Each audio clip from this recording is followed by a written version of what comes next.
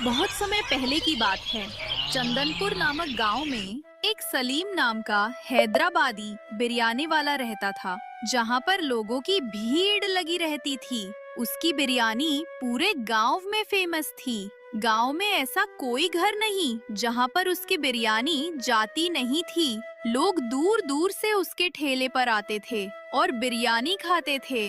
पर एक दिन आज का मौसम बहुत सुहावना है शीला। मैं सोच रहा हूँ कि आज बाजार से कुछ खाने को लाऊं, पर क्या लाऊं मेरे समझ में नहीं आ रहा है। अगर तुम्हें कुछ खाना है तो मुझे बताओ, मैं उसे लेकर आऊं। क्योंकि अगर मैं सोचने बैठ जाऊंगा तो सुबह हो जाए कि समय रहते तुम बता दो, नहीं तो मेरा मूड भी बदल सकता है। अरे उसमें बताने की क्या बात है। तुमको पता होना चाहिए कि जब भी आप बाजार जाते हैं तब मैं क्या मंगवाती हूँ। रोज रोज बताना पड़ेगा मुझे। चाहिए तो चाहिए उस हैदराबादी बिरयानी वाले से। हैदराबादी बिरयानी, आहा, उसका नाम सुनकर मुंह में पानी आ जाता है। अब देर मत करो, जल्दी लेकर आओ। अरे शीला, तुम्हारा पेट कभी भरेगा भी या नहीं? क्योंकि जब देखो तब तुम्हें एक ही चीज चाहिए होती है, हैदराबादी बिरयानी। पता नहीं तुम्हें कैसी नशा चढ़ गई है। मैं भी खाता हूँ, पर रोज रोज नहीं। लेकिन तुमको चाहिए तो रोज चाहिए। जिद ऐसे करती है जैसे छोटी बच्ची हो। ठीक है, जा रहा हूँ लाने। इतना बोलकर मदन तुरंत घर से निकल पड़ता है। वह आधे रास्ते में पहुंचा ही है कि तभी उसे सलीम दिखाई देता है। सलीम को देखकर मदन उसके पास जाता है। अरे सलीम भाई, क्या बात है? आज दुकान नहीं लगाए क्या, जो ऐसे घूम रहे हो? पहले कभी तो नहीं घूमते थे। बोलो, बात क्या हो गई? घर में सब ठीक तो है? और चेहरा देखकर ऐसा क्यों लग रहा है जैसे तुम किसी मुसीबत में हो? मदन भाई, मुसीबत बहुत बड़ी है। दरअसल लाखों रुपए उधार लेकर अपने अम्मा का इलाज करवाया, लेकिन अम्मा बची नहीं। अभी सर पर लाखों रुपए का कर्ज है। इसमें दुकान कैसे खोलूं? जेब में कुछ रुपए भी तो होने चाहिए सामान लाने के लिए। अब तुम बताओ, क्या बिरयानी बिना चिकन के बनेगी? नहीं ना। इसलिए जब तक मेरे पास पैसे नहीं हो जाएंगे तब तक हैदराबाद बिरयानी बंद रहेगी। इतनी बात कर सलीम अपने घर चल देता है और फिर मदन बाजार की तरफ निकल पड़ता है। सलीम घर में अकेला बैठा सोच रहा होता है कि तभी गांव के मुखिया का भाई पप्पू सलीम के घर आता है।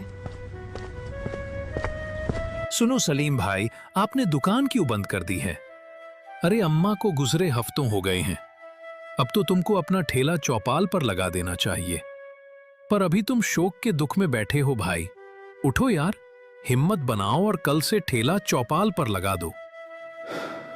क्या छोटे मुखिया जी, आपको सब पता है कि अम्मा की तबीयत बहुत खराब थी और मैंने लाखों रुपए का कर्ज ले लिया है। अब उसको चुकाऊं कैसे, इसी सोच में पड़ा हूं। और आप सबको दुकान खोलने की पड़ी है। पता होना चाहिए कि मेरे जेब में एक फूटी कौड़ी नहीं बची, तो कहां से दुकान खोलूं? अरे इतनी सी बात है पगले, तो बताना चाहिए ना। अब ऐसे घर में बैठकर पैसे तो आएंगे नहीं, और अभी तुमको लाखों रुपए कर्ज देना है। इसलिए अगर तू मेरी एक बात मान ले तो बिना टेंशन के तुझको रोज पैसे मिलेंगे। बोल सलीम, तू मेरी बात मानेगा? अरे छोटे मुखिया जी, आपकी बात है तो माननी पड़ेगी, क्योंकि आप जो बोलेंगे वही होगा। बोलिए छोटे मुखिया जी, आप क्या कहना चाहते हो? अरे सलीम, बहुत समझदार हो। तो सुनो मेरी बात, तुम कल से दुकान को खोलो। उसमें जितना भी खर्च लगेगा उसका सार मैं दूंगा, और तुमको मजदूरी मिलेगी रोज की। उसमें जितना भी मुनाफा मिलता है वो सारा का सारा मेरा रहेगा। छोटे मुखिया जी, अगर आपने बोल दिया है तो मुझे करना ही पड़ेगा। ठीक है, आप जैसा बोलेंगे मैं वैसा ही करूंगा। अब आप अपने घर जाइए और कल से मैं ठेला चौपाल पर लगा दूंगा। ठीक है सलीम भाई, मैं आपको कुछ पैसे दे रहा हूं जिससे आप अपने मसाले खरीद लेना। और रही बात चिकन की, तो मांस मैं तुम्हें लाकर दूंगा, रोज दूंगा तुम्हें, उसकी चिंता नहीं करनी। बस तुम्हें बनाना है तो अपनी हैदराबादी स्टाइल में बिरयानी ही बनाकर खिलाना है गांव वालों को। किसी से कुछ नहीं कहना, और ये बात मेरे बड़े भैया तक नहीं जानी चाहिए, नहीं तो इसका परिणाम तुम समझ सकते हो क्या होगा। इतना बोलकर मुखिया का छोटा भाई सलीम को कुछ पैसे देकर वहां से चला जाता है।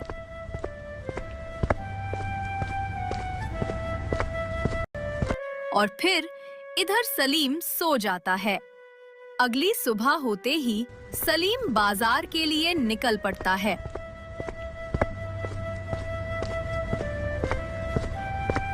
और फिर वहां जाकर कुछ बिरयानी के मसाले खरीदता है और फिर अपने घर आता है। घर आकर देखा है तो वहां पर मांस पहले से रखे हैं। मांस के टुकड़े ऐसे होते हैं जिसे कोई देखकर बता ही नहीं सकता कि ये किसका मांस है।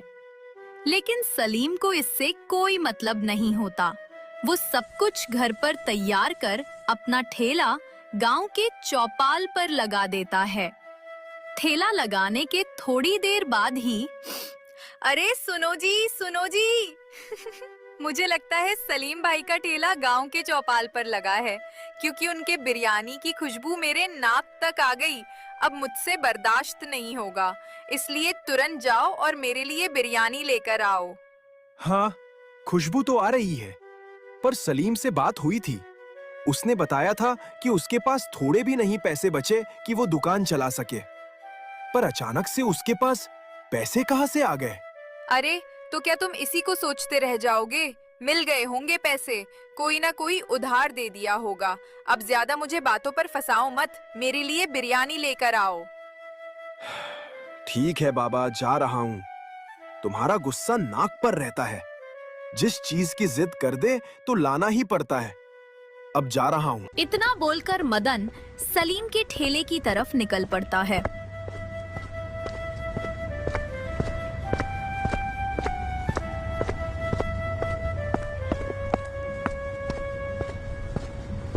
और ठेले पर पहुंचकर सलीम से कहता है, अरे सलीम भैया, क्या हाल है? आप तो बोल रहे थे कि मैं दुकान नहीं खोलूंगा, और आज दूसरे ही दिन दुकान खोल दिए। मतलब मैं समझ नहीं पा रहा हूँ कि तुम मुझसे झूठ क्यों बोला। तुम तो मेरे बचपन के दोस्त हो, और फिर तुम पहले कभी मुझसे झूठ बोले नहीं, तो अचानक से झूठ बोलना कब से सीख गए? नहीं नहीं मदन भाई,